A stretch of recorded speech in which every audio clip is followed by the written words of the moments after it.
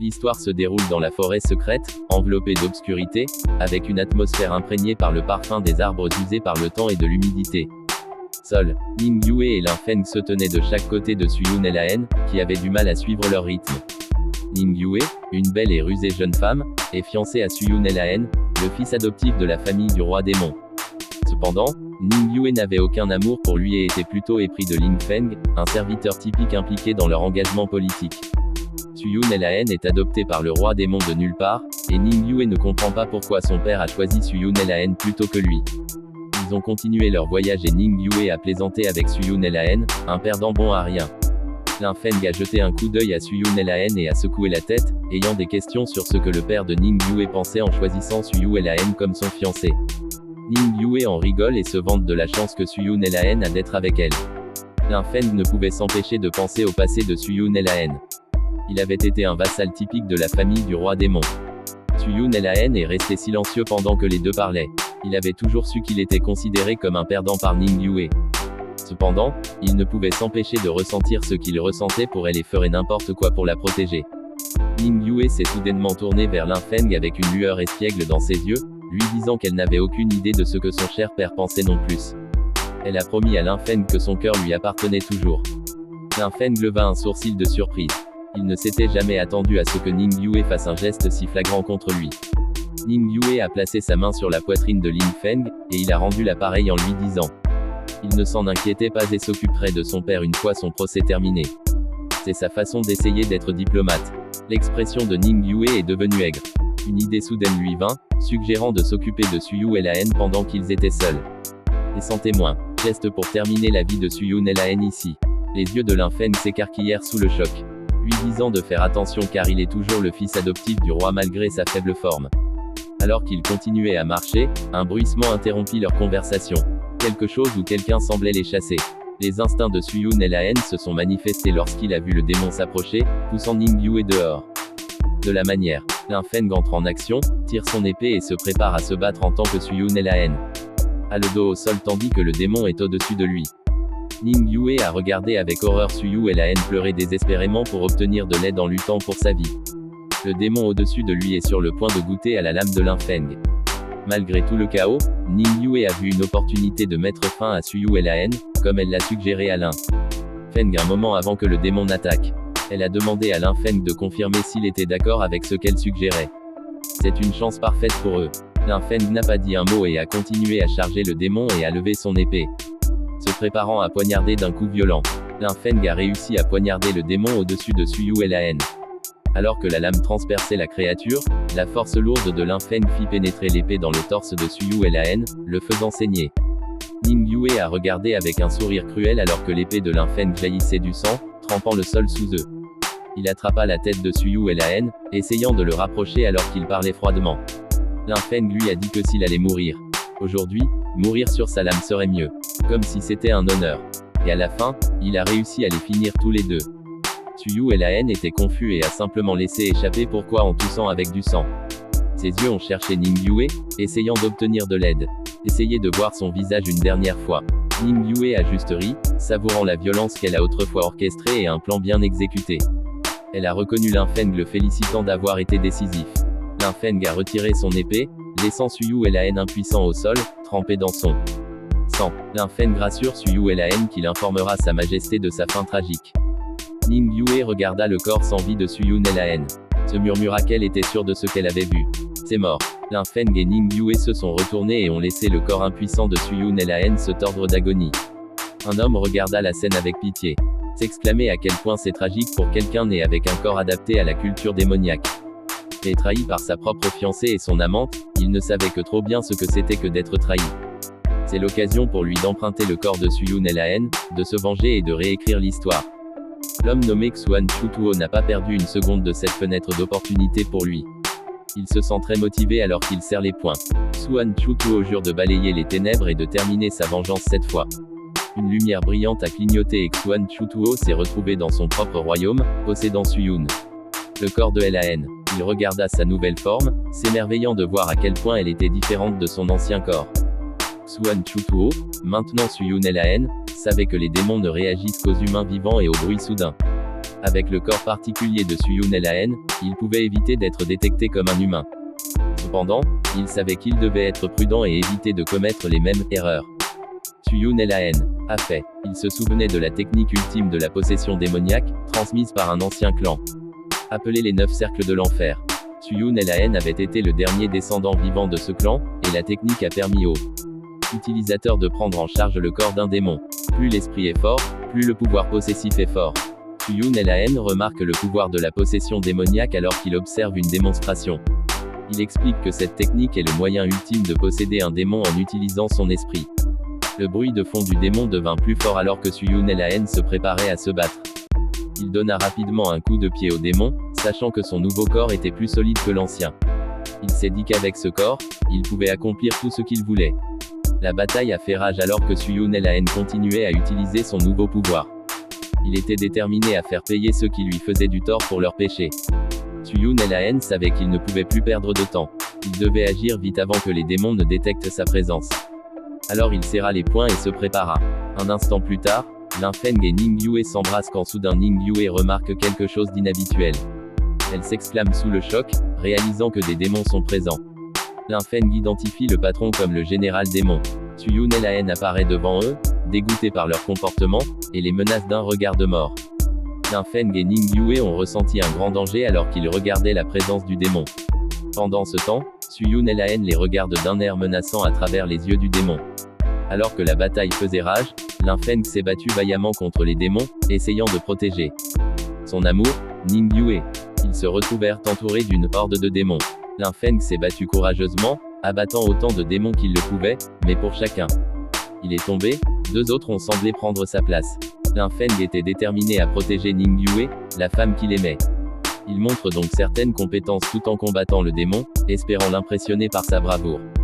Ning Yue n'a pas été impressionnée. Au lieu de cela, dans son esprit, elle le rabaisse.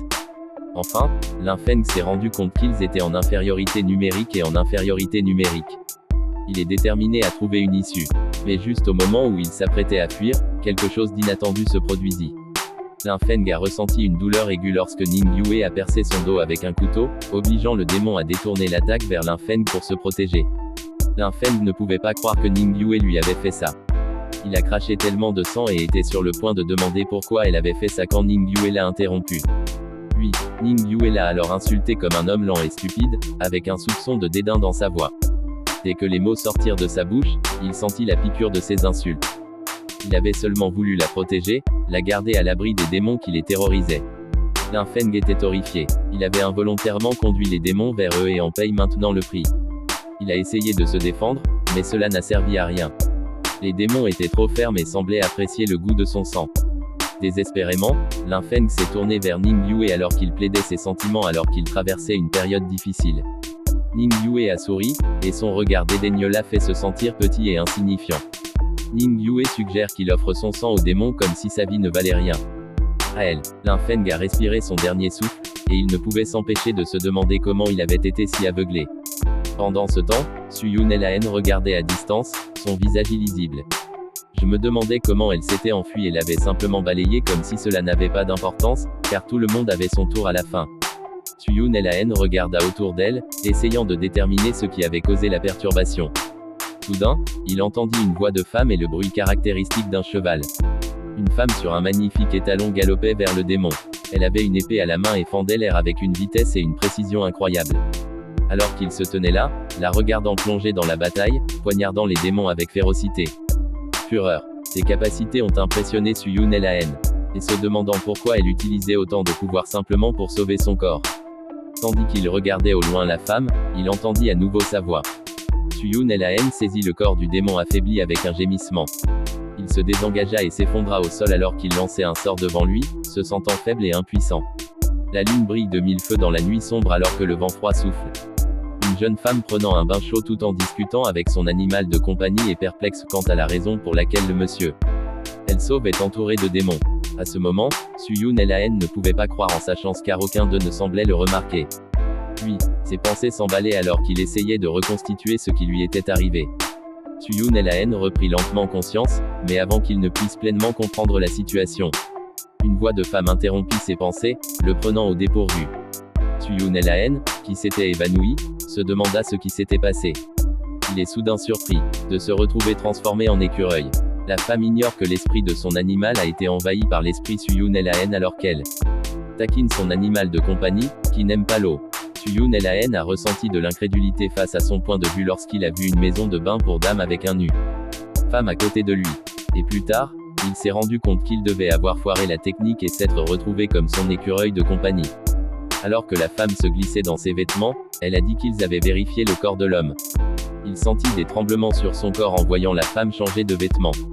Les pensées de Suyun et la haine se sont précipitées alors qu'il réalisait que le corps qu'il sentirait était le sien et qu'il avait besoin de le toucher pour y revenir. Il plonge rapidement pour contacter son corps alors qu'il s'en approche et reprend pleinement conscience.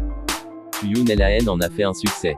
Enfin, il était de retour dans son corps, confirmant que sa blessure à l'estomac avait été soignée et bandée. Comme ils sont les deux seules personnes dans le désert, Suyun et la haine pensent que cette femme est la seule. Celui qui a soigné sa blessure et lui a sauvé la vie. Cependant, il doutait que cette femme paraisse distante et cache quelque chose, mais il se sentait quelque chose d'étrange chez elle. Suyun et la haine savait qu'il devait y aller, mais avant qu'il ne le puisse, la femme marmonna quelque chose à propos de à la recherche de l'épée légendaire. Alors que la femme essaie de partir sans dire un mot, Suyun et la haine l'arrête et lui propose de guider-la vers l'épée de la légende en signe de gratitude pour lui avoir sauvé la vie. Bien que la femme hésite à cause des blessures de Suyun et la haine, il insiste sur le fait qu'il sait où se trouve l'épée et promet de la conduire. Alors qu'il s'approche de l'emplacement de l'épée, la femme propose de grimper puisque Suyun et la haine est blessée. La femme s'avance et saute si haut qu'elle retire l'épée de l'arbre. Elle est surprise que ce soit le séparateur d'étoiles qu'elle cherchait, une arme puissante. Après avoir atterri au sol, elle a demandé à l'homme pourquoi elle connaissait l'emplacement de l'épée. Suyun et la haine révèle qu'il connaissait l'emplacement de l'épée lorsqu'il est tombé dessus et a silencieusement remercié le rouleau sacré. En remerciement pour la femme qui lui a sauvé la vie, Suyun et la haine lui offre l'épée en cadeau. La femme est surprise qu'une épée aussi importante soit maintenant la sienne. La journée se termine avec les deux se formant pour avoir un lien improbable malgré leur méfiance initiale l'un envers l'autre. Puis la femme a présenté son nom, Yuan Ying du clan Xuan, a jeté le gland de Jada. Puis et lui a assuré de l'aider. Suyun et la haine se souvint de son nom et se le murmura, Yuan Ying. Un groupe de personnes attendant en dehors de l'esprit. Sortis du monde alors qu'ils anticipent l'arrivée de quelqu'un. L'un s'exclame que quelqu'un sort, et l'autre demande qui c'est. Un autre reconnaît la personne comme la princesse et est ravi de la voir revenir. Le quatrième souligne que la princesse a trouvé l'épée et qu'elle est en effet la plus forte de sa génération. Ils se rassemblent tous et remarquent qu'il y a quelqu'un d'autre derrière la princesse.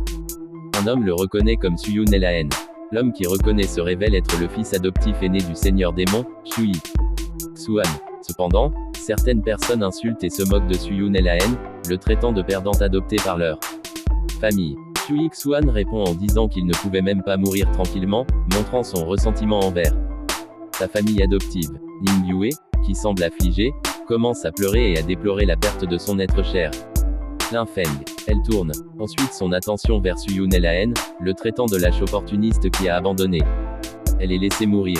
Yuan Ying essaie de défendre Suyun et la haine en lui demandant de dissiper le malentendu, mais il refuse et les insulte. Dans son esprit, Suyun et la haine pense à quel point Ning Yue peut être manipulatrice, et comment elle pourrait parler du Grim Reaper lui-même en lui donnant du temps supplémentaire. Shui Xuan frappe alors Suyun et la haine, laissant éclater une bagarre. Suyun et la haine pense que s'il riposte, il se trahira en essayant de garder son identité secrète. Shui Xuan met une cape autour des épaules de Ning Yue et lui assure qu'ils ne laisseront pas passer le comportement déshonorant de Suyun et la haine. Il a promis que la lâcheté serait sanctionnée par une punition ferme. Les gens autour d'eux sont impressionnés par la réponse de Shui Xuan. Même quelqu'un a déclaré qu'il semblait être un jeune homme intelligent et responsable. Cependant, Yuan Ying traite Shui Xuan d'hypocrite, suggérant qu'elle pourrait en savoir plus sur la situation. Qu'elle ne le laisse entendre. Shui Xuan a ordonné à ses gardes d'appréhender Suyun et la haine, et le groupe a commencé à se disperser. Un instant plus tard, Ning Yue se méfie de Suyun et la haine, lui faisant penser qu'il en sait peut-être trop. Cependant, elle garda cette pensée pour elle. Les premiers rayons du jour ont commencé à pointer à l'horizon, Suyun et la haine a marché dans les rues et se perdit dans ses pensées.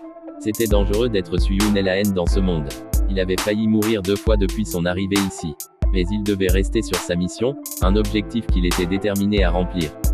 Il repensa à ses vies antérieures et des souvenirs de son passé apparurent devant ses yeux. Dans sa première vie, Il avait été le fier fils du clan Xuan, la famille de cultivateurs la plus importante du royaume.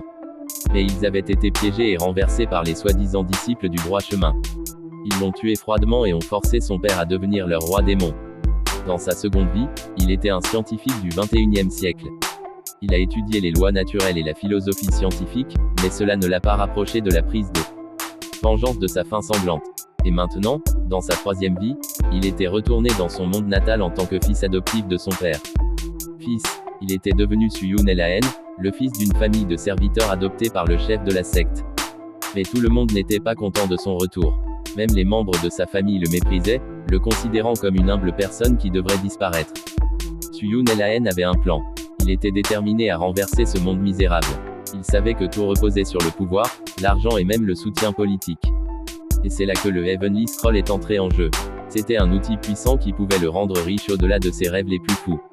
Il a prié le parchemin de le rendre prospère, se murmura-t-il en tenant fermement le parchemin. Ailleurs, un homme et une femme se livrent à un jeu de chance et de chance. L'homme est frustré et perd un tour au profit de la femme, qui le nargue en riant. À ce moment-là, un étranger est entré, Suyun Elahen, a chuchoté une série de chiffres à l'homme et a parié sur les chances. L'homme est surpris et demande avec irritation qui il est. La femme interrompt, demandant à l'homme s'il a peur de continuer à jouer. L'homme s'offusque et suit le pari de l'inconnu sur les côtes. La femme annonce son pari sur 3 ou 5 côtes, que l'homme gagne dans le jeu. Cependant, l'inconnu chuchote à nouveau à l'homme, lui conseillant de parier sur les paires pour le prochain tour. L'homme a suivi les conseils de l'inconnu et a remporté la manche suivante avec les vents. L'étranger chuchote alors une autre série de chiffres pour le tour suivant, que l'homme suit et gagne à nouveau. La femme se méfie de la séquence de victoire de l'homme et accuse Suyun Elahen de tricherie. L'étranger la met au défi de prouver ses allégations. Alors que la tension monte, l'homme révèle son identité de noble et jette son crête, indiquant son pouvoir et son influence. La femme et les autres membres de l'établissement s'agenouillent immédiatement en signe de respect. Ensuite, Suyun Elahen se présente et offre ses services au noble. Le noble, satisfait de l'aide de Suyun Elahen, le remercie et lui demande de se lever. Suyun Elahen a également exprimé sa gratitude. Pendant ce temps, le gérant fait son apparition dans l'établissement. Il les a en s'excusant et en les accueillant dans l'établissement. Il présente ensuite son nom, Changguo. Le noble reconnaît l'anneau de dragon de Changguo et se rend compte qu'il est un serviteur de son frère aîné. Changguo propose de signaler tout problème directement à son seigneur, le deuxième prince. Cependant, dans son esprit, il considère le noble comme un enfant gâté bon à rien qui ne veut pas s'élever à n'importe quoi. Le noble est surpris par les paroles de Changguo et semble hésitant. Puis le noble soupire et dit à Suyun Elahen de partir et de rendre les gains. Mais Suyun Elahen intervient, disant qu'il gérera le désagrément. Suyun Elahen insulte alors le directeur, Changguo, le qualifiant de désobligeant et le giflant. Cela provoque une agitation. Les gens autour de sont surpris. Changguo dit à ses hommes d'aller chercher Suyun Elahen, mais il les arrête, interrompant le manager.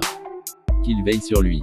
Suyun Elahen dit alors à Changguo qu'il manque de respect à sa grâce et qu'il y a une peine de mort pour manque de respect à la royauté. Changguo panique et Suyun Elahen continue de l'insulter. Le noble semble amusé par la situation, pensant que Changguo est un idiot. Suyun Elahen humilie davantage Changguo en lui donnant une gamelle pour chien, lui rappelant où il appartient. Changguo est furieux et jure de se venger d'eux. Le noble dit à Suyun Elahen de partir et il mange au pavillon de l'immortalité. Changguo est furieux et brise une assiette dans ses mains. Ressentir une frustration incroyable. Il dit ensuite à son garde de découvrir qui est Suyun Elahen alors qu'il jure de se venger.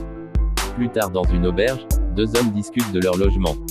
Le noble se plaint de ne pouvoir réserver que des chambres de second ordre en raison d'une réservation à la dernière minute. Suyun Elahen répond aux plaintes avec agacement, pensant que leur chambre est en fait une suite présidentielle. Pendant qu'il parle, le noble se présente comme étant Li Tang, le plus jeune fils du empereur actuel. Il se vante de sa capacité à les amener dans n'importe quel endroit de la capitale pour se divertir. Et Suyun Elahen note qu'il semble fier de lui. Il observe également qu'il existe une grande différence de caractère entre Li Tang et sa sœur. Suyun Elahen se présente comme le deuxième fils adoptif du roi démon. Li Tang est étonné d'apprendre que Suyun Elahen est le deuxième fils du roi démon et pense qu'ils devaient avoir le destin de se rencontrer.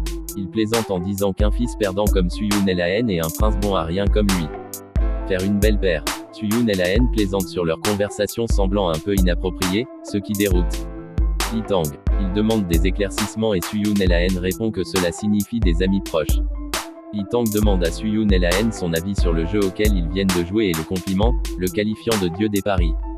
Cependant, Li Tang n'est pas satisfait et se montre déçu de la qualité de l'alcool.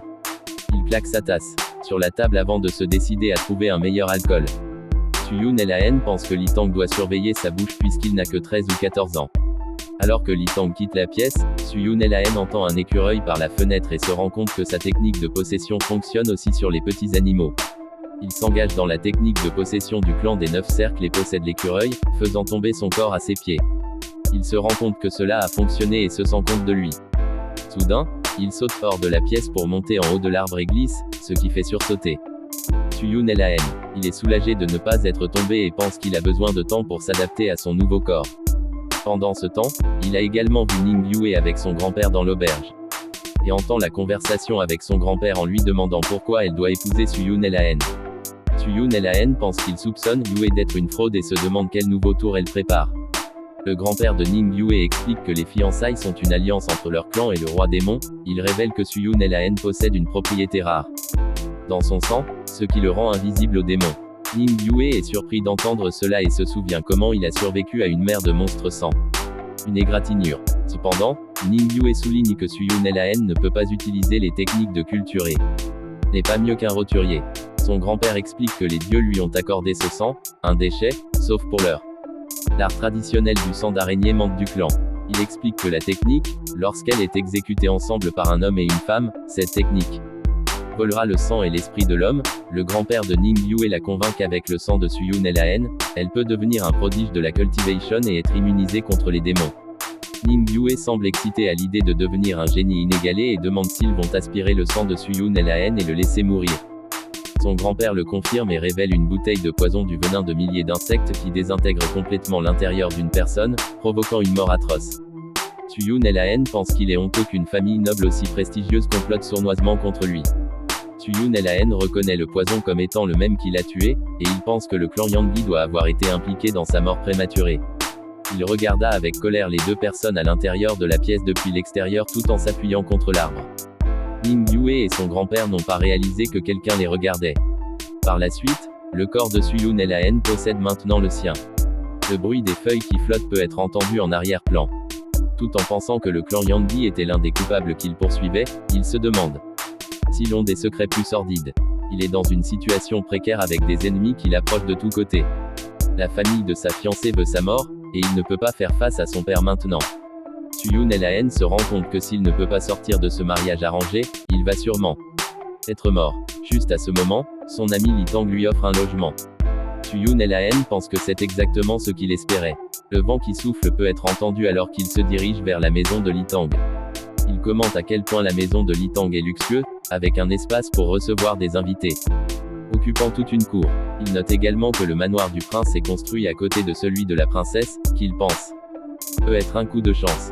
Alors que Suyun et la haine explore la maison de Li Tang, il remarque un écureuil et se rend compte que c'est l'écureuil de la princesse, puis se demande s'il vient du manoir de la princesse. Suyun et la haine appelle l'écureuil et le serre dans ses bras.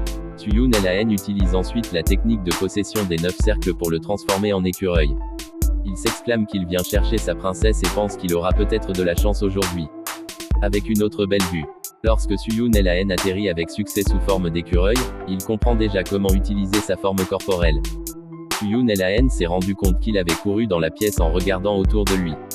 Il a été surpris par la taille et l'espace de la pièce.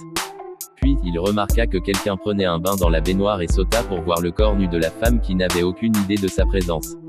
Il était tellement bouleversé par ce qu'il a vu que cela lui a fait saigner du nez. Il repéra la femme nue dans la baignoire juste dans sa tête. La femme a ensuite déclaré que son écureuil de compagnie n'avait pas apporté de serviette avec elle. Suyun et la haine se demandent pourquoi à chaque fois qu'ils se rencontrent, cela ressemble toujours à un épisode AV. D'un autre côté, Yuan Ying semble avoir changé sa posture dans la baignoire pour exposer de la chair sur ses jambes devant son écureuil de compagnie, déguisé en Suyun et la haine. C'est alors que le saignement de nez de pensée de Suyun et la haine ne s'arrête pas. Suyun et la haine s'engourdit pour soulager sa souffrance et contrôler toute sa concentration et la corps. Puis Yuan Ying a suggéré qu'elle utilise le corps de l'écureuil comme serviette pour se sécher parce que l'écureuil ne lui avait pas apporté de serviette. C'est alors que Suyun et la haine jurent en s'éloignant des bains publics. Il Il s'est calmé à nouveau et a murmuré qu'il était vivant au XXIe siècle et non censuré. Chose, hentai n'était rien. La réalisation d'être célibataire pendant 3 vies est arrivée.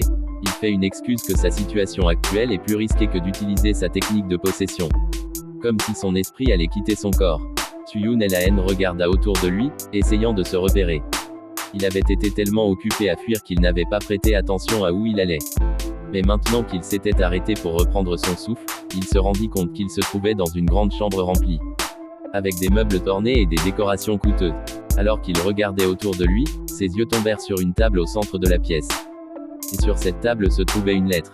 Elle était adressée à une cousine, son Altesse. Et il semblait qu'il avait déjà été ouvert. Il attrapa rapidement la lettre et commença à la lire. La lettre venait du général de garnison, rapportant que tout semblait comme d'habitude au cours des derniers mois. Cependant, le deuxième prince a montré de la méfiance et a formé sa propre faction. Et pour aggraver les choses, le récent exercice d'entraînement avait été une excuse pour intimider les troupes.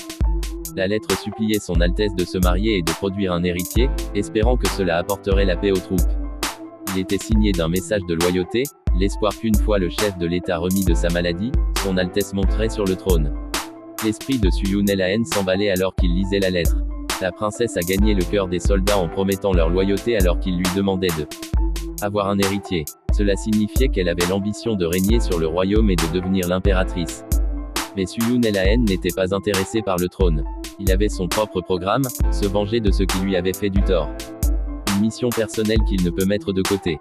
Cela ressemble également à une opportunité pour l'ambition de la princesse. Il pourrait utiliser son pouvoir pour se venger s'il pouvait l'épouser et l'aider à prendre la trône. Enthousiasmé par cette perspective, Suyun Laen a commencé à planifier son prochain coup. Il aurait besoin de choisir stratégiquement un mari faible pour la princesse qui n'essaierait pas d'usurper sa prétention au trône. Il est suffisamment optimiste et confiant pour réussir. Pendant ce temps, Li Tang cherchait sa sœur. Demandait aux femmes de ménage où se trouve sa sœur. La bonne lui assura qu'elle dirait à sa sœur qu'il la cherchait. Au même moment, Suyun Laen remarqua la présence de Li Tang et décida de retourner chez lui. Li Tang a continué à attendre sa sœur et il a remarqué que l'écureuil se dirigeait vers son manoir. Confus, il le suivit du regard, mais Yuan Ying avait déjà quitté la pièce. Yuan Ying lui a demandé s'il avait vu son écureuil de compagnie, et Li Tang l'a informé que son animal de compagnie se dirigeait vers son manoir. Yuan Ying, frustré par le comportement de l'animal, a voulu lui dire ce qu'elle pensait. Cependant, Li Tang l'a interrompu et lui a dit avec enthousiasme de rencontrer un homme mystérieux qu'il venait de rencontrer, Suyun Laen. Puis les vents violents ont commencé à hurler dans la cour. Suyun Laen pensait que posséder le corps de l'écureuil pourrait lui porter malheur. Ignorant la situation, Li Tang était excité et enthousiaste à l'idée de présenter sa sœur à Suyun Laen. Il s'est avéré que Yuan Ying et Suyun Laen s'étaient rencontrés dans la forêt secrète, où il l'avait aidé à trouver l'épée de la légende. Li Tang a été impressionné par l'héroïsme de sa nouvelle connaissance et a pensé qu'il était excellent. Puis Li Tang invite Suyun Laen à l'intérieur du palais. Yuan Ying se demanda si Suyun Laen pouvait être un espion envoyé par le deuxième ou le septième prince. Elle ne pouvait pas se débarrasser de la coïncidence de le rencontrer 2 fois et se méfiait de son motif. À l'intérieur des murs du palais, une servante versant du thé chaud dans une tasse de porcelaine résonna dans le air.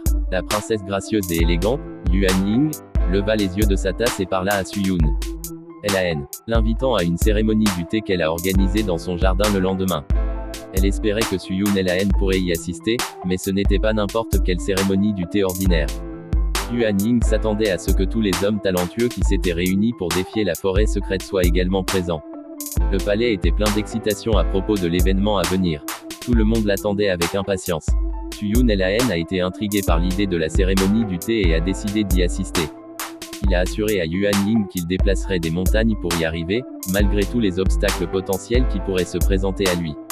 Alors que Suyun Laen prononçait ces mots, ses pensées s'emballaient déjà. Alors que les invités arrivaient à la résidence de la princesse, l'hôte annonçait leur arrivée un par un. Le deuxième prince et le septième prince sont entrés et ont été suivis par Xuan Chuyi qui est l'héritier du clan démon et Ning Yue qui est de la secte Yangi. Li Sheng et Hua Wenyu des familles Li et Hua ont également fait leur chemin. Dans la salle de banquet, l'attention de Xuan Chuyi a été immédiatement attirée vers Suyun Laen. Suyun Laen était assis à côté du plus jeune prince. En attendant, Ning Yue a reconnu Suyun Laen. Elle se demande pourquoi il était présent au rassemblement. Chuyi d'humeur irritable attrapa Suyun Laen par la chemise. Il l'a traité de perte d'espace et a exigé qu'il descende de son siège. Li Tang est intervenu et a demandé à Chu Yi de lâcher son invité Suyun Laen. Le deuxième prince arrête Chu Yi et lui rappelle qu'il n'était pas dans une salle de réunion du clan démon et qu'il doit être attentif au décorum. Chu Yi a finalement lâché Suyun Laen et s'est éloigné, comme le deuxième prince l'avait voulu. Suyun Laen remercie le deuxième prince tout en le comparant dans ses pensées à la façon dont Li Tang paraissait très jeune. Le deuxième prince s'est intéressé et a été piqué à la vue de Suyun Laen. La cérémonie a alors commencé et Yuan Ying a parlé au groupe. Elle explique qu'ils avaient été convoqués pour discuter d'une question difficile mais vitale. Sujet: comment nourrir leur peuple. Yuan Ying a poursuivi en expliquant que la population augmentait rapidement et que leurs ressources étaient diminuées. Il était clair qu'ils devaient trouver une solution dès que possible pour s'assurer que personne n'aura faim. Suyun Laen s'est rendu compte que Yuan Ying faisait référence à la grande sécheresse dans le nord-ouest. Chu Yi a suggéré que l'augmentation de la production céréalière et la distribution de terres nobles aux agriculteurs pourraient résoudre le problème. Une personne âgée a fait l'éloge de l'idée de Chu Yi, au grand soupçon de Suyun Laen. Il savait que Chu Yi travaillait pour le 7e prince, qui lui avait demandé de présenter l'idée comme la sienne. Yuan Ying a appelé Li Tang et a immédiatement répondu par une remarque sarcastique et a critiqué la suggestion de Chu Yi, provoquant la confusion parmi les autres personnes présentes. Li Tang s'irrite, il a souligné que la princesse aînée avait mentionné cela et a reconnu l'importance de la question. Li Tang savait que le simple fait de donner de la nourriture ne résoudrait pas le problème à long terme. Il fallait écarter le problème à sa source qui était la sécheresse elle-même. Il suggère que la ligne de conduite immédiate devrait être d'envoyer des cargaisons de céréales au nord-ouest pour nourrir les victimes de la sécheresse. Chu Yi, qui est présent là-bas, se dit à quel point il était inattendu pour le prince Playboy de proposer un plan aussi réfléchi. Li Tang s'adresse alors à sa sœur, disant que la sécheresse du nord-ouest est une catastrophe nationale. Et la famille royale seule ne devrait pas être responsable de fournir des secours. Il propose qu'il fasse appel à tous les clans et sectes nobles pour travailler avec eux dans cette fois de besoin national urgent. Il suggère que donner de la nourriture à lui seul reviendrait à renflouer un bateau qui fuit. Il propose que sa sœur envoie tous leurs ingénieurs d'aqueduc pour les organiser en groupe de travail et les envoyer au nord-ouest pour irriguer la terre et mettre fin à la sécheresse.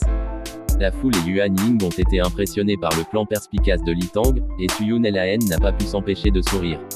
Suyun Laen se sentait supérieur et se moquait d'eux en tant que personne ancienne et croyait qu'il avait fait son premier pas dans le jeu d'échecs avec Li Tang comme pion. Suyun Laen se réveille avec une sensation de fraîcheur et d'énergie, réalisant qu'il n'avait pas aussi bien dormi depuis longtemps. Il décida d'aller découvrir ce que Li Tang avait prévu pour la journée. Suyun Laen s'approche d'un serviteur et demande poliment à être emmené à Li Tang. Un serviteur l'a informé que Li Tang était parti tôt ce matin-là pour assister à la cour et n'était pas encore revenu. Soudain, un garde royal fait irruption, exigeant de voir la princesse. Suyun Laen a commencé à se sentir mal à l'aise et inquiet que quelque chose soit arrivé à Li Tang. Juste à ce moment, Suyun Laen remarque Ying Ying, un écureuil, l'animal de compagnie de la princesse.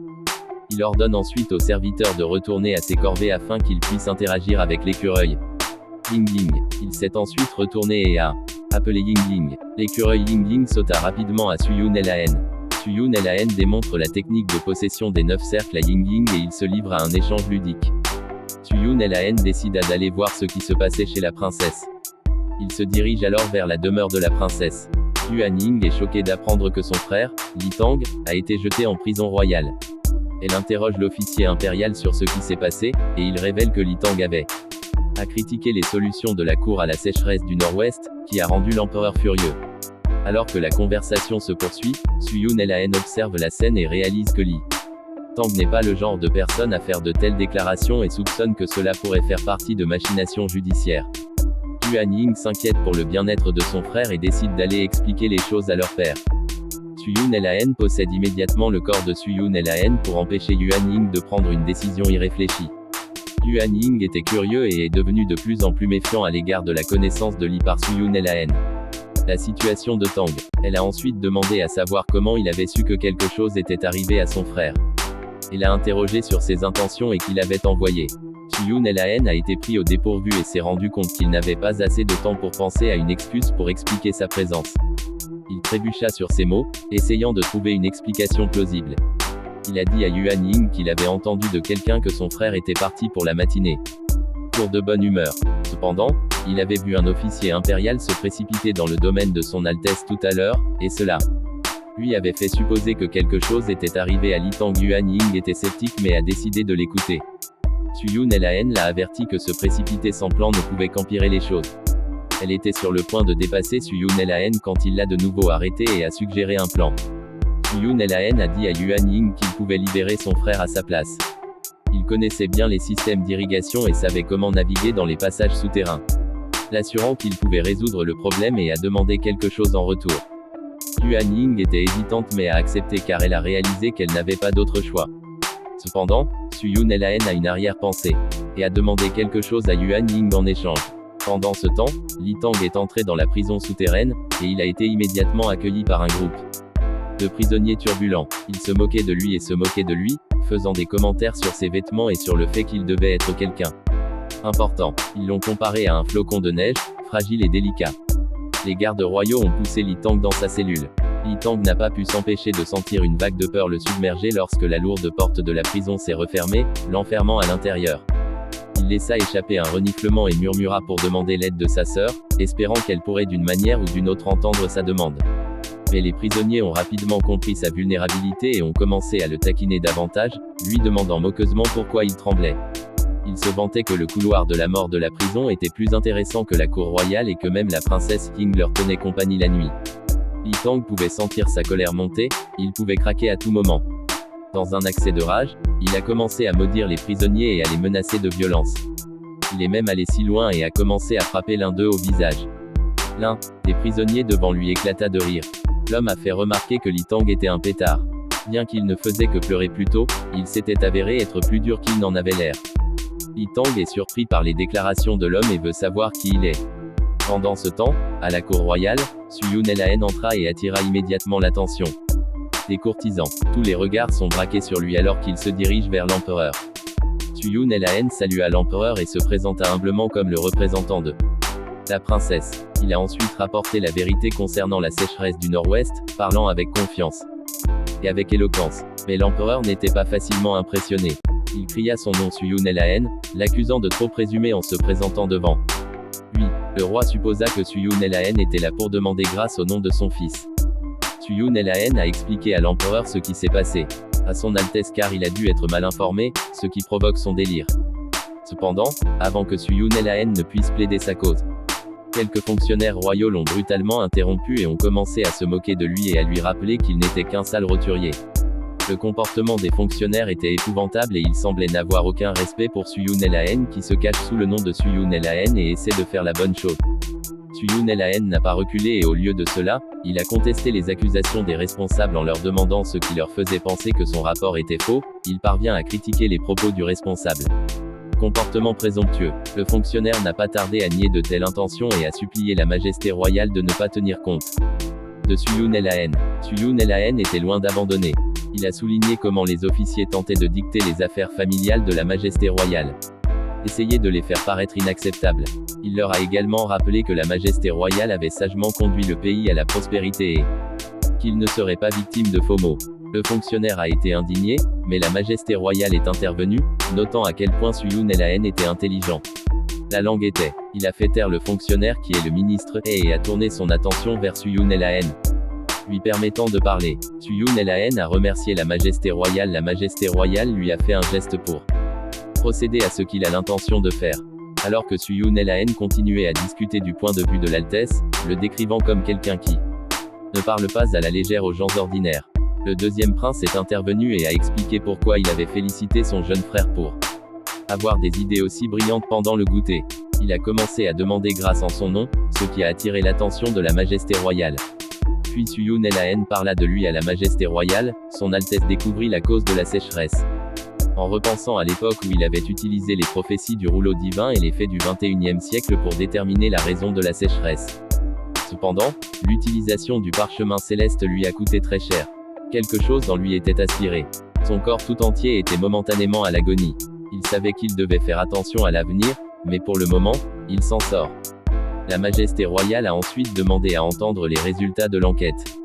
Il a commencé à expliquer tout en enquêtant sur les dossiers concernant la sécheresse et a constaté que les sources d'eau s'étaient taries dans de vastes régions du nord-ouest et que la pluie n'avait pas visité pendant une quinzaine de jours. Peu longues ont également été enterrées dans les archives. Le nombre de morts est-elle plus élevé dans l'ouest région, indiquant que la source de la sécheresse se trouvait à l'ouest. Cependant, cette déclaration a été accueillie avec scepticisme par certains responsables royaux, qui ont commencé à accuser lui d'être présomptueux et de ne pas savoir ce qu'il disait. Le fonctionnaire a affirmé avoir géré des terres agricoles pendant des dizaines d'années et aurait donc remarqué des signes de sécheresse. Suyun Laen est resté calme en répondant au fonctionnaire, révélant qu'il y a plusieurs mois, les rapports agricoles avaient déjà indiqué des baisses extraordinaires de la production céréalière dans cette région. Il a souligné que le responsable n'aurait pas pu manquer un avertissement aussi évident d'une sécheresse imminente. Le fonctionnaire a été surpris et perplexe sur la façon dont Suyun Laen pouvait savoir de telles choses. Suyun Laen a continué à présenter ses découvertes, déclarant qu'il avait envoyé des subalternes du clan Démon pour enquêter sur les canaux sur leur territoire bordant le nord-ouest. Ils avaient trouvé des carcasses de poissons flottant dans l'eau, cela indique que de l'eau nouvelle avait cessé de couler dans le canal. Suyun Laen a résumé que c'était la cause de la sécheresse du nord-ouest. Il supplia la Majesté royale d'envoyer des ouvriers dans le nord-ouest et de libérer son Altesse. Les fonctionnaires royaux se regardèrent avec choc et incrédulité. Certains fonctionnaires de la cour ont été surpris par l'argument de Suyun Laen, certains commentant même ce qu'ils pensaient être un prince bon à rien. La Majesté royale a été impressionnée par Suyun Laen, connu sous le nom d'intelligence de Suyun Laen, et a semblé intriguée par la proposition de Suyun Laen. Puis a ordonné au ministre Li d'enquêter immédiatement sur toute l'eau alimentant les canaux du clan Démon. Le surveillant Han a également reçu l'ordre de mettre immédiatement en œuvre le plan d'aide de Suyun Laen. Alors la Majesté royale se pencha en avant. Suyun Laen sourit, soulagé d'avoir réussi à convaincre la Majesté royale. La Majesté royale a averti Suyun Laen que ses enquêtes ne devraient pas donner les résultats promis. Résultat, il aurait sa tête comme l'eau de consolation. Suyun Laen a accepté l'avertissement et a promis de donner suite à sa proposition. Suyun Laen sent la situation tendue dans la succession de la princesse Yuanying, alors qu'il se tient devant elle avec son épée pointée sur sa gorge. Il est confus et alarmé par l'agression soudaine, demandant s'il a fait quelque chose pour mériter un tel traitement. Cependant, la princesse ne semble pas convaincue et commence à citer l'exemple de Li Tang, qui a été emprisonné pour avoir parlé hors de son tour devant le tribunal. Suyun Laen est nerveux alors que la princesse se fait une petite coupure à la gorge, réalisant que tout mouvement brusque peut être fatal. Il s'est demandé pourquoi le comportement de Li Tang lui était lié. À ce stade, une servante interrompt leur conversation, informant la princesse que la secte Yangbi a envoyé chercher Monsieur Su. La princesse est surprise de cette nouvelle et tourne son attention vers Suyun Laen, qui reste silencieux. La princesse l'accuse d'être de mèche avec sa fiancée, Ning Yue, pour la tromper. Suyun Laen se rend compte que le malentendu ne fait qu'empirer et qu'il doit agir rapidement. Yuanying est agacé par le silence de Suyun Laen et lui ordonne de partir et de s'occuper de sa fiancée, Ning Yue. Suyun Laen pense que la princesse assume les mauvaises choses. Cependant, il doit partir et régler le problème avec Ning Yue et la secte Yangbi. Suyun Laen est arrivé au lieu de rendez-vous et se méfie de la raison pour laquelle Ning Yue l'a appelé là-bas. Il savait qu'elle avait un ancien art de cultivation qui pouvait voler son sang et son énergie spirituelle, et selon le parchemin céleste, elle empoisonnerait son dessert. Il a remarqué un écureuil courant sur un arbre voisin.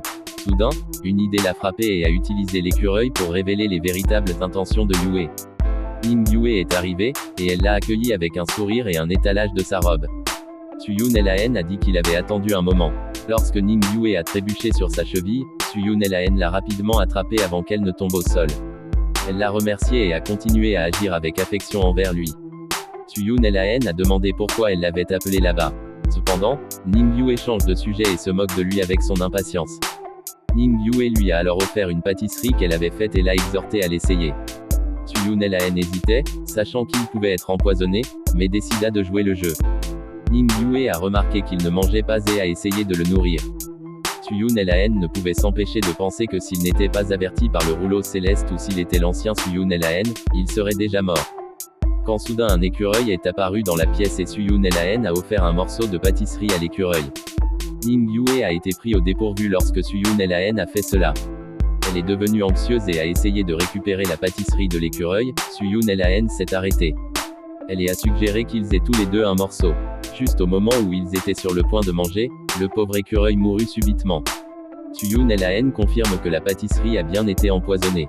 Il a jeté la pâtisserie et la tasse avec dégoût et a confronté Ning Yue, l'accusant de essayer de l'empoisonner. Ning Yue a été prise en flagrant délit et n'a pas pu nier ses actions.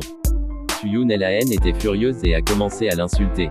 Il a souligné qu'elle était de connivence avec son amant pour tenter de le faire tuer. Il ne pouvait pas laisser tomber sa garde autour de quelqu'un d'aussi trompeur que Ning Yue. Alors Ning Yue était sans voix, la tension entre Ning Yue et Suyun et la haine s'intensifiait rapidement. Ning Yue avait tiré son épée et l'avait pointée vers Suyun et la haine, l'appelant un bâtard ingrat. Suyun et la haine a été surprise par son explosion et a demandé pourquoi elle était autorisée à essayer de l'empoisonner, mais il ne pouvait pas l'insulter. En réponse, Ning Yue a sorti une drogue et l'a offerte à Suyun et la haine. Elle lui a promis des richesses incalculables et une protection contre la colère de l'empereur s'il prenait la drogue. Suyun et la haine a répliqué en suggérant qu'ils prennent la drogue ensemble et partagent la richesse. Cependant, Ning Yue a menacé de le droguer par la force et était sur le point de balancer son épée. Quand elle s'arrêta brusquement, elle remarqua le gland de jade que Suyun et la haine tenait dans sa main et réalisa que il appartenait à la princesse. Elle a exigé une explication, mais Suyun et la haine a refusé de répondre à ses questions et a annoncé qu'il retournait au domaine de la princesse. Ning Yue est resté incrédule et a traité la princesse de salope. Elle était jalouse de la princesse et se demandait ce que la princesse avait qu'elle n'avait pas. Ning Yue a juré d'avoir un jour sa chance de monter dans les cieux. Après l'altercation avec Ning Yue, Suyun et la haine s'est retrouvée à se concentrer sur d'autres choses, comme les plans de l'empereur. Soudain, un véhicule à roues s'est précipité vers lui et il a été entraîné dans un véhicule à roues par deux inconnus. Suyun et la haine a d'abord pensé que c'était le peuple de Ning Yue et leur a demandé qui ils étaient. Les hommes n'ont pas répondu mais ont à la place brandi un couteau pointu dans l'intention de lui faire du mal. Agissant rapidement, Suyun et la haine a attrapé la lame avec ses doigts, et un vieil homme a interrompu l'action, leur disant de se calmer. Suyun et la haine étaient silencieux et regarda le vieux bonhomme. Le vieil homme a dit qu'il n'était pas un ennemi et qu'il avait seulement suivi les ordres de le reprendre. Au tribunal, Suyun et la haine a reconnu l'homme devant lui comme étant Tang Baiyun, le capitaine de l'unité en uniforme. Garde est le frère de la majesté. Il a salué respectueusement Tang Baiyun, qui lui a dit que son frère voulait le voir à la cour royale. Suyun et la haine a compris et a répondu qu'il appréciait l'attention. Alors que Suyun et la haine arrivaient au palais royal, le garde annonça son arrivée.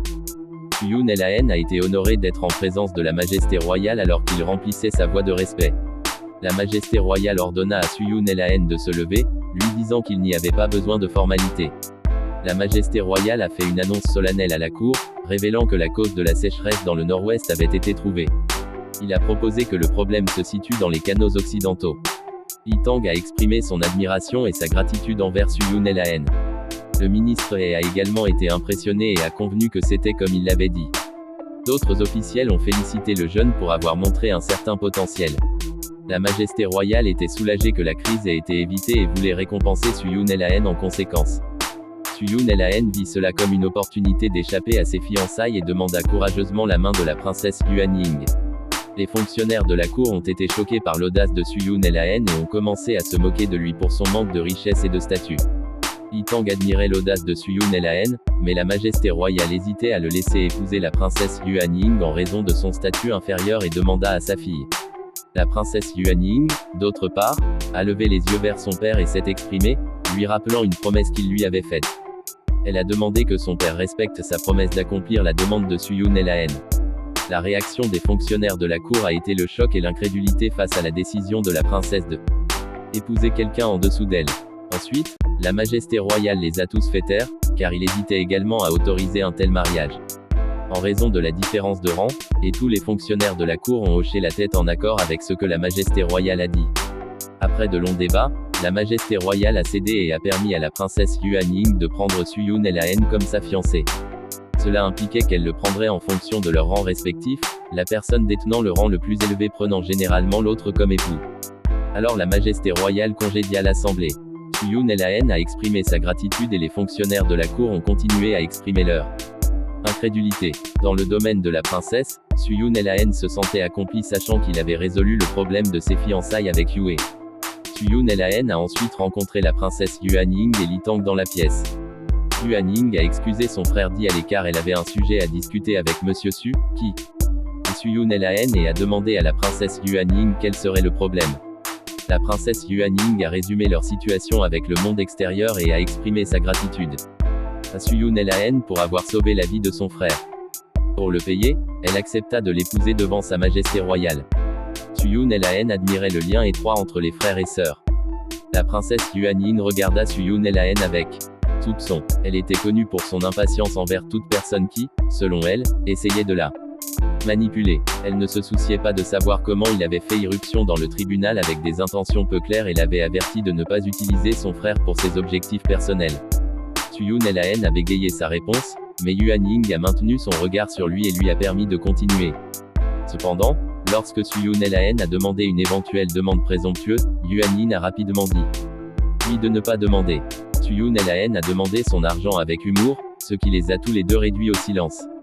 Yuan Ying trouvait ridicule que son fiancé lui demande de l'argent alors qu'il venait juste de se fiancer. Suyun Laen, d'autre part, était confus par sa réaction et se demandait ce qu'elle voulait dire quand elle a dit qu'il ne pourrait pas. Yuan Ying lui a demandé ce qu'il voulait et Suyun Laen a expliqué qu'il avait besoin d'argent pour s'installer dans la capitale.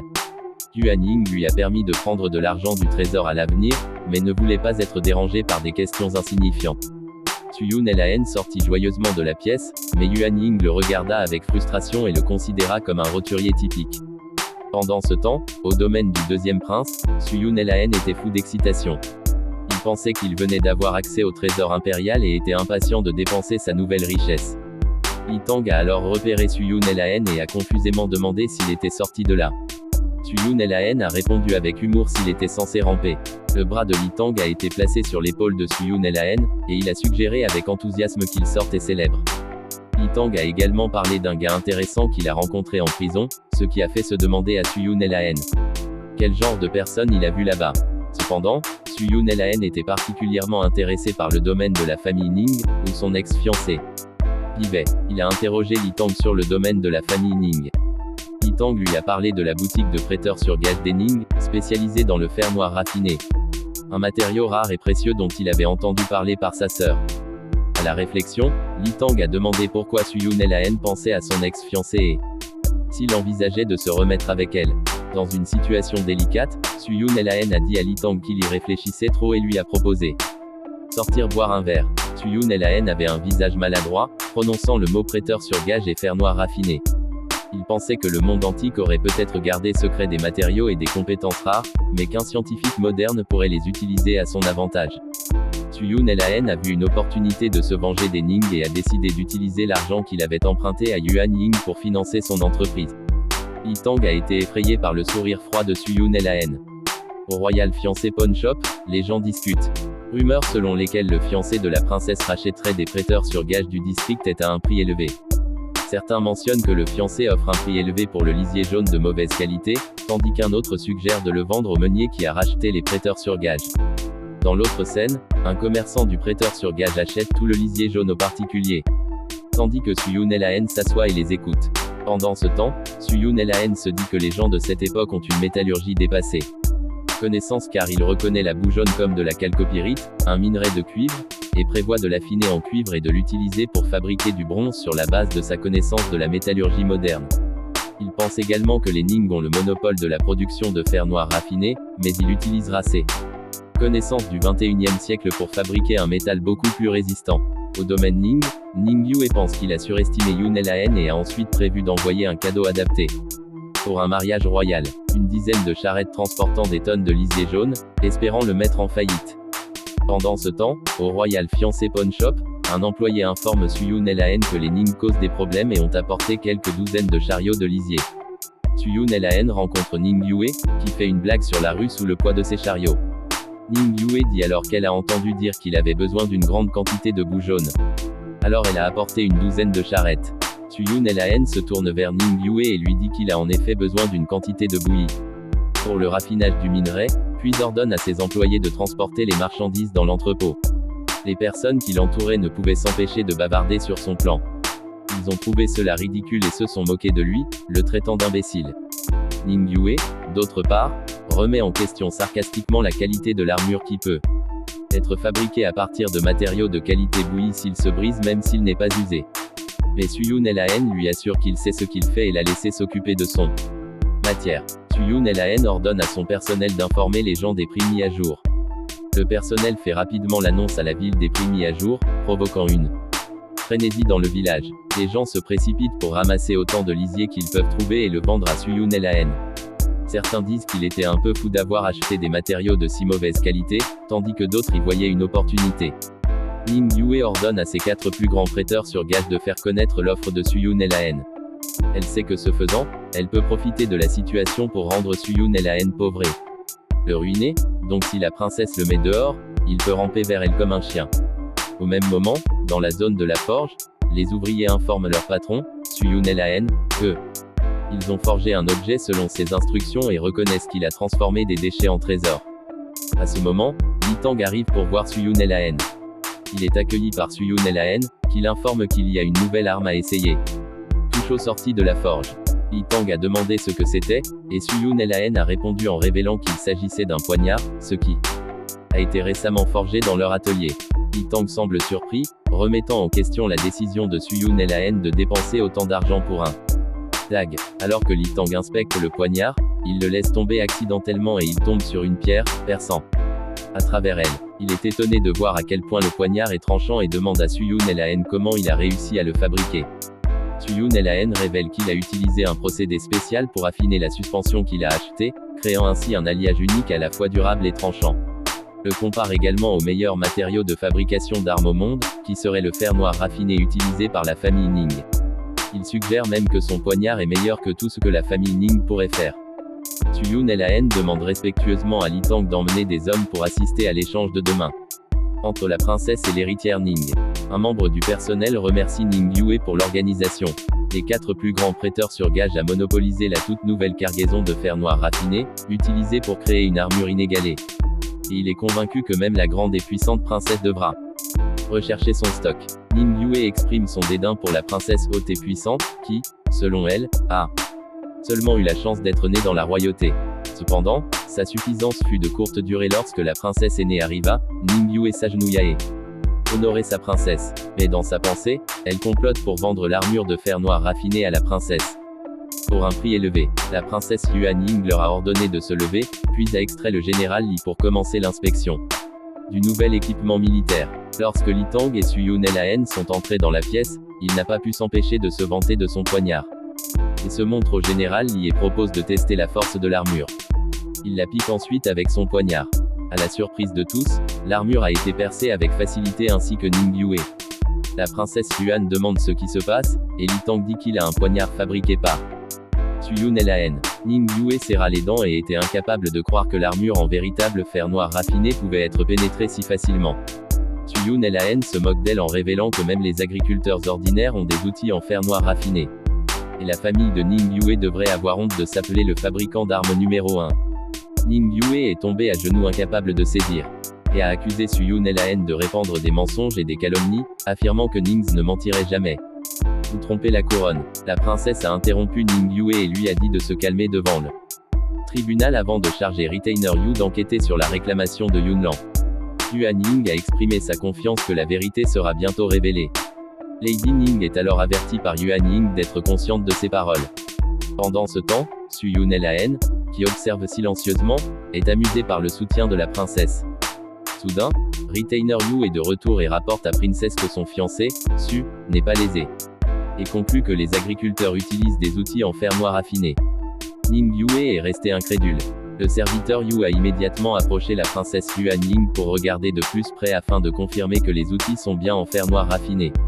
La princesse Yuan Ying lance alors la chose à Ning Yue. Ning Yue était incrédule et se demande comment cela pourrait être possible. Soupçonnant que Suyun et la haine l'ait peut-être piégé. Elle s'est ensuite agenouillée et s'est inclinée devant la princesse et admet l'erreur de sa famille lors de leurs inspections. Montrer des remords et accepter toute punition que la famille royale juge. Dans sa pensée, elle doit se concentrer sur le contrôle des dégâts et prévoit de faire payer quelqu'un après. Suyun et la haine est venu devant elle et s'est ensuite moqué d'elle pour sa chute. L'appelant un chien errant rampant sur ses dernières jambes et commentant sa beauté superficielle. Ning Yue considère Suyun et la haine comme un perdant qui ose maintenant agir mieux qu'elle et ressent de la colère et du ressentiment envers lui. Ning Yue regarda Suyun et la haine s'éloigner, elle se sentit impuissante à s'opposer à la princesse, mais l'idée de perdre contre Suyun et la haine était insupportable. Elle attend juste une occasion parfaite pour le poignarder avec du poison. Ning Yue serre les dents de frustration, quant à la raison pour laquelle Suyun et la haine revient vers elle. Ning Yue est prise au dépourvu lorsque Suyun et la haine marche sur son poignet, obligeant Ning Yue à laisser tomber le chive empoisonné dans sa main. Suyun et la haine sourit et regarda sa main, où il remarqua le chive empoisonné, et accusa Ning Yue de comploter pour poignarder la princesse. Ning Yue nie l'accusation et prétend qu'elle veut seulement tuer Suyun et la haine. Cependant, Suyun et la haine est convaincu de sa trahison pour avoir comploté pour poignarder le fiancé royal qui. C'est lui qui ordonne alors aux gardes de l'arrêter et de la jeter dans la prison royale pour crime contre le fiancé de la princesse. Gauche furieux, Ning Yue continue de proférer des menaces et de maudire Suyun et la haine, elle jure qu'un jour elle se vengera. Il la traite de folle pour avoir proféré des menaces alors que sa propre vie est en danger. Yuan Ying demande à Suyun et la haine s'il est lié aux événements récents concernant la bouillie jaune qu'il a achetée. Suyun et la haine admet avoir utilisé ses compétences en métallurgie pour extraire le fer noir affiné de la boue, qu'il a utilisé pour renforcer un poignard avec du tungstène et un peu plus fort que le fer noir ordinaire. Yuan Ying était étonné et savait qu'il n'était pas quelqu'un à sous-estimer. Suyun et la haine a alors surpris Yuan Ying en lui offrant un cadeau. Puisque la princesse n'aime pas trop les produits cosmétiques. Yuan Ying balbutia de surprise. Suyun et la haine présente les insignes dorés qu'il a fabriqués avec un matériau plus précieux que le fer noir raffiné. Il le présente comme sa dot et espère qu'elle l'acceptera. Yuan Ying a été choqué par la notion d'une dot. Il demande alors humblement une faveur, car Yuan Ying lui permet de parler. Suyun et la haine demandent cela lorsque la sécheresse du nord-ouest se termine et que le processus de reconstruction commence. Il voulait que la princesse demande à son père d'accorder le pardon à tous les condamnés qui aident aux efforts de reconstruction. Yuan Ying accepte la demande, reconnaissant que la reconstruction nécessitera de la main-d'œuvre.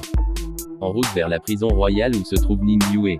Verrouillée. Son grand-père lui a rendu visite et elle demande de l'aide, mais son grand-père refuse car elle a commis des crimes liés à la famille royale. Cependant, la seule option dont dispose son grand-père est de la donner au frère cadet de l'empereur, Qian, qui est connu pour son comportement inapproprié et elle doit devenir sa 38e concubine pour éviter la punition. Pendant qu'elle lèche l'orteil de Qian, Ning Yue pense à sa situation actuelle et se sent amère à l'idée qu'elle, une prodige, a été forcée d'épouser quelqu'un comme Qian. Elle a alors pensé à se venger de Suyun et la haine. Au milieu de cela, Qian s'est senti satisfait et a récompensé Ning Yue avec une tape puis demande qu'elle aboie comme un chien, ce à quoi Ning Yue répond en aboyant. Pendant ce temps, au Princess Estate où le mariage de Suyun et la haine et Yuan Ying est célébré. La princesse Ying remercie tous ceux qui sont venus célébrer leur mariage. Plusieurs personnes présentent leurs félicitations dont le deuxième prince, le 7e prince, le chef cuisinier Peng et la maîtresse du prince Qian, Ning Yue. Suyun et la haine se demandent comment Ning Yue a été libérée de prison et s'est peut-être vendue pour s'échapper. Dans la prison elle est considérée comme une blague. Pendant tout ce temps, Ning Yue se sent jalouse que Suyun et la haine aille mieux pendant qu'elle est pas. Ensuite, un ministre lit le décret impérial qui accorde à la princesse 200 livres d'or et un rouleau de pure soie. Et la majesté reconnaît le talent de Suyun et la haine dans la résolution d'une sécheresse et le travail du fer. Talent, puis lui accorde une mine aux abords de la ville, sans forgeron, et le nomme fournisseur royal d'armement. Suyun et la haine accepte et honore fièrement le décret impérial. En revanche, Ning Yue reproche à Suyun et la haine de tout lui avoir volé et de l'avoir envoyé dépérir en prison. Ning Yue reproche également à la princesse d'avoir épousé un vassal et accuse Suyun et la haine de l'acheter pour l'avoir laissé, ainsi que Ling Fen, dans le royaume des esprits.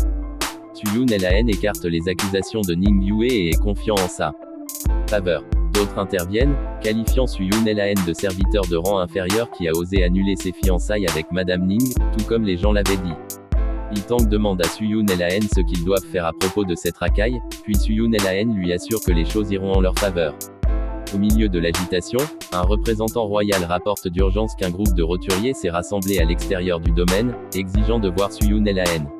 Pourtant, Suyun et la haine est impressionné par les gens qui demandent par son nom. Ning Yue est ravi de voir Suyun et la haine en difficulté, mais Yuan Ying essaie de régler le problème. Situation. Cependant, la foule devient de plus en plus indisciplinée, exigeant de voir Suyun et la haine, le fiancé royal. Sur le domaine de la princesse, un grand groupe de personnes s'était rassemblé, exigeant de voir le fiancé royal. Ning Yue, observant l'agitation, suggéra sarcastiquement que Suyun et la haine devaient avoir fait quelque chose de mal pour provoquer une telle agitation. Cependant, Suyun et la haine semblaient confus quant à la raison pour laquelle la foule était venue au domaine. À sa grande surprise, le groupe a confirmé qu'il était le fiancé royal qu'ils recherchaient. Et ils l'ont remercié d'avoir amélioré leurs outils agricoles, le louant comme un dieu parmi eux. Ning Yue et les autres ont été surpris que les gens ne soient pas là pour se plaindre, et Li Tang a applaudi Suyun et la haine. Soudain, la foule a présenté à Suyun et la haine un pénis d'éléphant géant, affirmant qu'il l'avait attrapé en cadeau pour l'aider à renforcer sa virilité. Yuan Ying a remarqué les commentaires des agriculteurs sur l'amélioration de la masculinité de Suyun et la haine, ce qui a brièvement effrayé Suyun et la haine. La foule a également montré sa gratitude à Suyun et la haine pour s'être débarrassé de Ning Yue, qu'ils ont accusé de les avoir surchargés pour les outils agricoles. Ning Yue a répondu aux insultes de la foule avec colère, tandis que Suyun et la haine a ironiquement fait remarquer sa tentative exposée de pleurer. L'agression de Ning Yue s'est intensifiée lorsqu'elle a dégainé son épée pour attaquer Suyun et la haine, criant de l'abattre comme un porc. Cependant, Suyun et la haine a immédiatement croisé sa main nue pour bloquer l'épée, et Yuan Ying a pu le sauver du mal. Suyun et la haine a montré des signes de soulagement en montrant une réponse affectueuse à Yuan Ying. Ning Yue, d'autre part, a critiqué Suyun et la haine pour s'être caché derrière une femme. Yuan Ying était furieuse contre Ning Yue pour avoir causé une telle scène le jour de son mariage et l'a mise au défi d'agir avec une telle impudence. Elle a ensuite coupé le visage de Ning Yue, lui disant que sa condamnation à mort pourrait être révoquée, mais qu'elle souffrirait pour le reste de sa vie, la punissant en lui enlevant ce qu'elle avait poli pendant des années. Ning Yue a ressenti une douleur incroyable lorsque son visage a été coupé. Les foules ont été choquées par la force et le talent de Yuan Ying, la plus forte de sa génération. Même une décennie d'entraînement n'a pas pu sauver Ning Yue, étant donné que ses capacités en avaient intimidé certains et qu'elle pouvait rivaliser et même surpasser ses aînés, Qjian, qui avaient amené Ning Yue au mariage, se sont sentis humiliés et l'ont traîné chez lui. Suyun et la haine se dit que son score avec les Ning était réglé, mais il y en avait encore d'autres qui lui faisaient du tort. Pendant ce temps, au Demon Clan Card Summit, le Seigneur Démon a été félicité pour être sorti de l'isolement. Un de ces démons l'a informé que Suyun et la haine avait désobéi à son arrangement de se marier dans la famille Ning et était fiancé à sa fille adoptive, la princesse Ying. De plus, des rumeurs se répandaient selon lesquelles Suyun et la haine et la princesse Ying étaient des frères et sœurs commettant l'inceste. Le Seigneur Démon leur a ordonné de lui amener Suyun et la haine. La nuit était profonde lorsque Qian a balayé les somptueux salles du bordel, admirant la beauté des femmes. Il a été approché par une femme qui lui a offert un masque pour son plaisir, et une autre femme qui l'a taquiné pour les attraper. Qian accepta l'invitation avec empressement et se dirigea vers la pièce avec les femmes, dévoré par le désir sexuel. En enlevant son bandeau, il haleta et jura en voyant l'un de leurs visages. Plus tard, un officier de la police royale est arrivé sur les lieux après un meurtre horrible. La victime était le frère cadet de la couronne, Qian. L'officier a exhorté tout le monde à rester vigilant et a promis de trouver chaque élément de preuve. L'examen du corps a révélé des marques de morsure et des traces d'une potion de sommeil démoniaque. Sur la base des preuves, un démon a commis le meurtre, peut-être déguisé en concubine. Selon les spéculations d'un policier, ils ont noté que le démon n'était pas vivant, car les gardes du domaine n'étaient pas en mesure de sentir son force de vie. L'officier de police doutait qu'il puisse s'agir du clan démon qui est entré dans la ville hier. L'officier en chef a approuvé et a chargé l'un de ses officiers de police d'écrire la pièce de spéculation et s'est préparé à soumettre ses conclusions à la majesté. Au même moment, dans le domaine de la princesse, le serviteur Yun informa la princesse Yuan Yi que son mari avait été emmené par son père adoptif, le roi démon. La princesse Yuan Yi a été choquée et a demandé à être prête à voir le roi démon immédiatement. D'autre part, Suyun et la haine, qui a apparemment été kidnappé, a confronté ses ravisseurs et interrogé leur audace pour attaquer le mari de la princesse sur son domaine. Il est reconnu plus tard comme membre du clan des démons et se révéla être le membre du clan troisième fils, demandant pourquoi il était traité de cette façon. Les démons l'ont accusé d'avoir rompu ses fiançailles et lui ont dit qu'il savait ce qu'il avait fait. Suyun et la haine leur a expliqué que ce n'était pas un engagement mais une condamnation à mort, car Ning Yue avait essayé de le tuer, et il a juste agi en état de légitime défense. Ils ont rejeté son explication et l'ont informé d'une infraction plus importante qu'ils étaient là pour régler. Puis ils lui ont montré une lettre du palais, révélant que le frère de l'empereur est mort. Suyun et la haine a été choqué et s'est rendu compte que le mari de Ning Yue avait été mangé par un démon. Il s'est dit que c'était un gros problème mais ne comprenait pas ce que cela devait faire avec lui. Le seigneur démon est apparu, révélant que l'affaire était liée à lui. Il a dit à Suyun et la haine qu'il était le dernier membre restant du clan Su et un descendant de le clan chamanique des 9 cercles, et la victime était aussi son ennemi. Le seigneur démon, qui était le père de Suyun et la haine, l'a accusé d'avoir osé prétendre qu'il avait rien à voir avec lui. Suyun et la haine bégaya en appelant son père. Sur le domaine de la princesse, Suyun et la haine accueillit son père qui semblait en colère et plein de ressentiment envers lui, ce qui le rendait nerveux. Pendant qu'il parlait, le grand-père de Ning Yue est soudainement apparu, rappelant à Suyun et la haine qu'il avait signé son arrêt de mort lorsqu'il a rompu ses fiançailles avec Ning Yue. Suyun et la haine soupira et demanda s'il était le grand-père de Ning Yue. Il pensait que la famille de Ning était déshonorée et ruinée, causant toujours des problèmes et déterminé à se venger de tout le clan. De plus, le grand-père a accusé le clan de Suyun Laen d'avoir utilisé la possession démoniaque pour commettre une attaque, ce qui a rendu Suyun Laen incertain s'il bluffait ou non.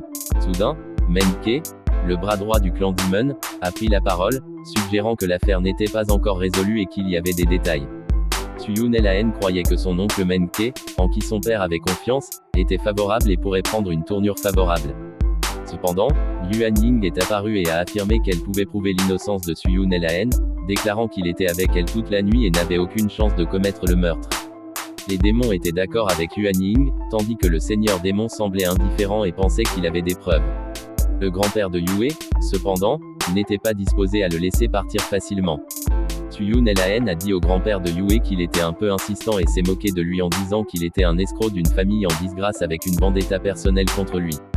Cela a irrité le grand-père de Yue, et il a fait signe qu'il n'hésiterait pas à attaquer Suyun Laen. Le seigneur démon est intervenu, déclarant qu'il n'était pas présent pour la dispute ou les explications. Que Suyun Laen soit un criminel ou un meurtrier ne le concernait pas. Il a déclaré que s'il décidait de tuer Suyun Laen, ce serait uniquement sa décision. En tant qu'épouse de la princesse, Suyun Laen a supplié le seigneur démon de l'épargner et a appelé lui un vieil homme, puis a promis d'amener le vrai meurtrier dans 7 jours. Les démons ont été assez surpris par l'audace de Suyun Laen et l'ont traité de petit téméraire.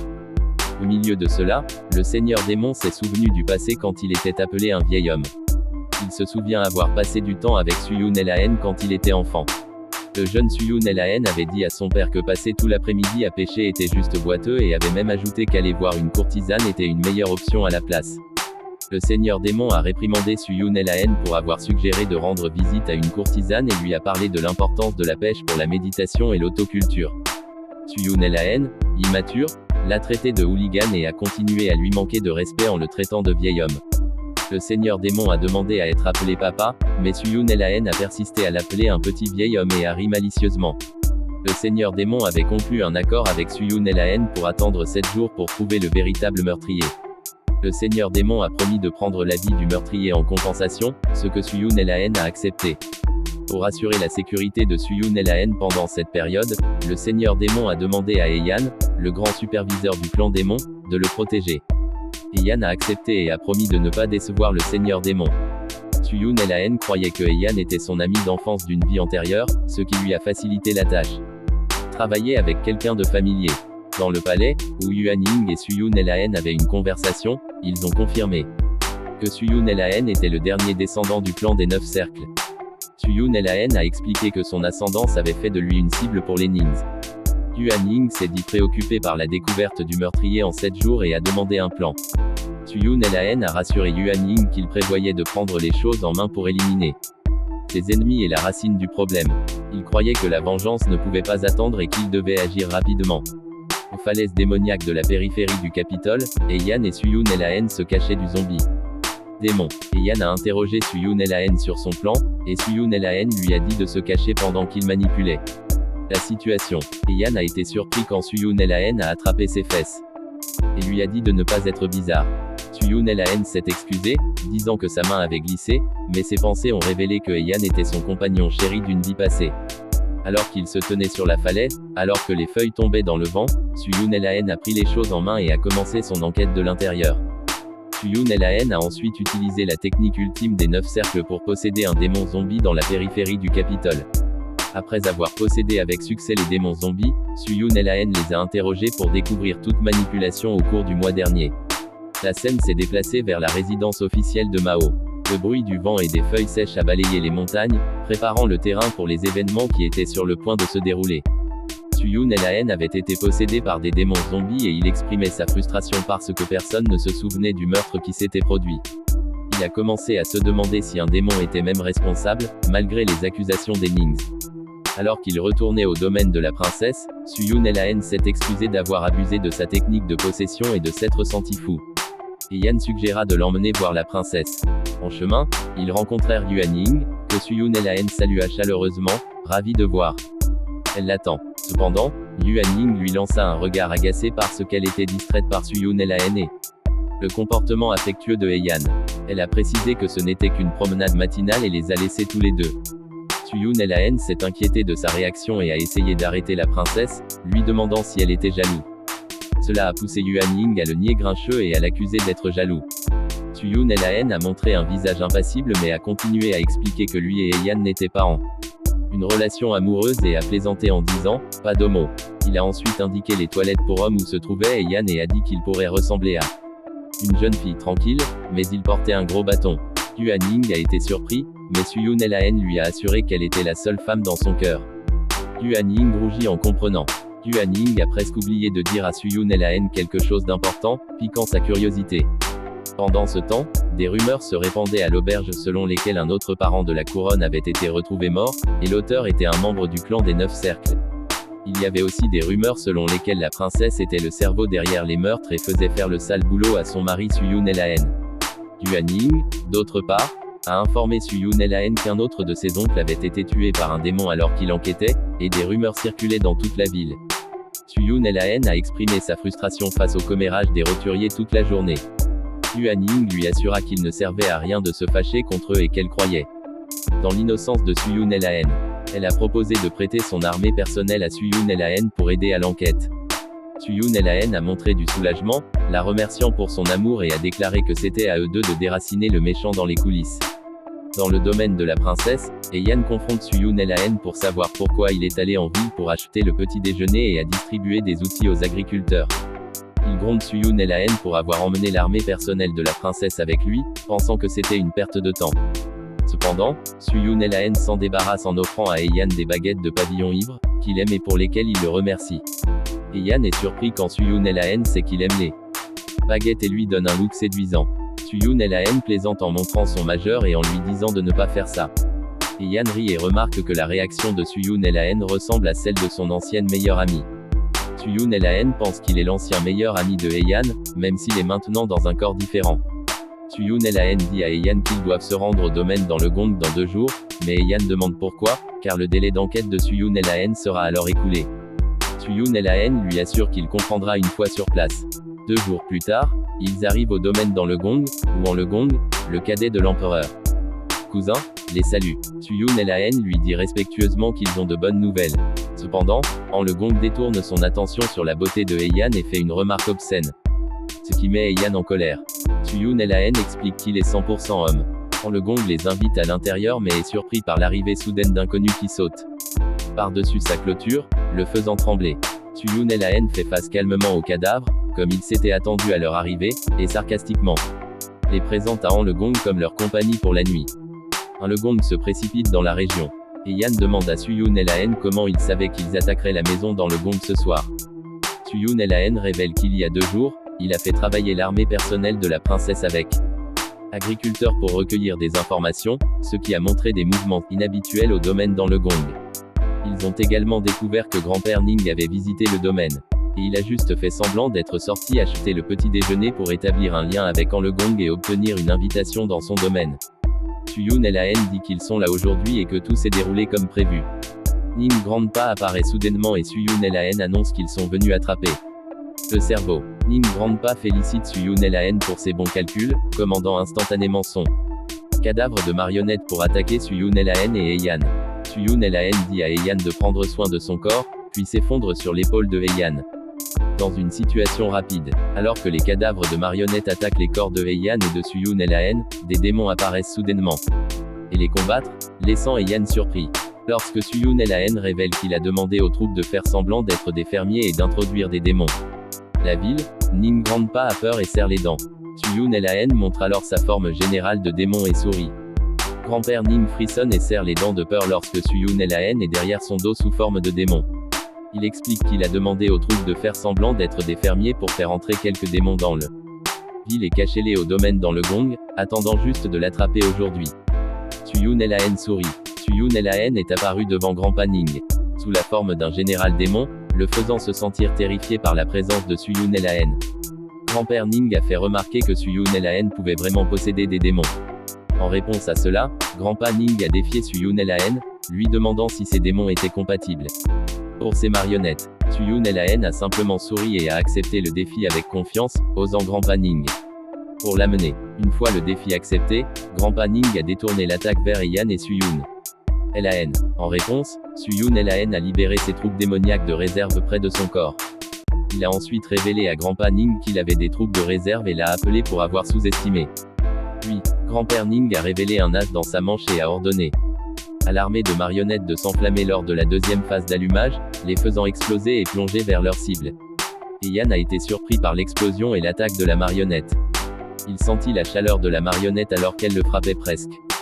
Cependant, Suyun LAN l'a arrêté, les avertissant de s'en prendre à quelqu'un de plus proche de leur taille et de connaître leur place. La marionnette a grogné, mais Suyun LAN a donné un coup de pied au menton, remarquant que plus l'écorce est grosse, plus la morsure est faible. Suyun LAN a ajouté qu'il n'était que chair et pas d'âme. Malgré son avertissement, la marionnette s'est tout de même immolée par le feu et s'est précipitée vers Suyun LAN. Pour un coup de poing. Cependant, Suyun LAN a facilement évité et contré l'attaque de la marionnette, disant que c'était son tour. Suyun LAN frappe le visage de la marionnette et elle s'écrase au sol. Il étudie depuis un certain temps les mouvements de la marionnette, attendant le moment idéal pour frapper. Maintenant, il forme son poing avec du feu et donne un puissant coup de poing au visage de la marionnette. La force du coup est suffisante pour faire chanceler la marionnette. Suyun LAN est satisfait de son travail. Cependant, il est également épuisé. Il marmonne qu'il a peut-être surestimé la marionnette, que tout n'était que bluff et fanfaronnade. En regardant sa main, maintenant couverte de sang, il se demande pourquoi elle saigne. À ce moment-là, il remarque l'évasion rapide de Grand-père Ning et le félicite pour son mouvement rapide. Pendant ce temps, Grand-père Ning s'assure que la technique ultime demande beaucoup d'endurance. Et Suyun LAN ne devrait pas pouvoir l'attraper. Alors que Grand-père Ning s'enfuit, une marionnette le supplie de ne pas la laisser derrière lui et plaide pour un antidote. Soudain, toutes les marionnettes explosent, remplissant l'air du son de leur grognement mourant. Suyun LAN ne peut pas croire qu'ils sont capables de se faire exploser. Juste après, il sent quelque chose se séparer de sa tête. C'était l'énergie qu'il a utilisée lors de l'affrontement, et il se désengage de la forme générale du démon. Toujours dans le domaine dans le gong, Yan réveille Suyun LAN et lui demande combien de temps il est resté absent. Yan répond que c'était probablement un quart d'heure. Suyun LAN interroge Yan sur les cadavres, et Yan explique qu'il pense qu'ils étaient conduits par une drogue apathique qui affecte tous les types de cultures uniques liées aux cadavres. Suyun LAN est dégoûté par la technique consistant à transformer des personnes vivantes en marionnettes. Il trouve un pompon sur le sol de la famille Ning, dont les membres du clan ont été transformés en marionnettes par le vieil homme Yuanju. Suyun LAN ordonne à Yan de préserver les morts vivants et de les emmener au clan des démons, qui il fait. Le matin arrive, et Suyun LAN semble plutôt content de lui et se vante de son acte héroïque d'hier. Cependant, il semble que son attitude vantarde n'impressionne pas Yuan Ying, et elle souffle simplement avec les bras croisés. Suyun LAN veut que Yuan Ying le croie et demande à Yan de confirmer son histoire, mais Yan n'est pas impressionné et lui tend une lettre à lire. L'expression de Suyun LAN change radicalement à la lecture de la lettre, ce qui révèle que Ning Yuanju est mort de une maladie.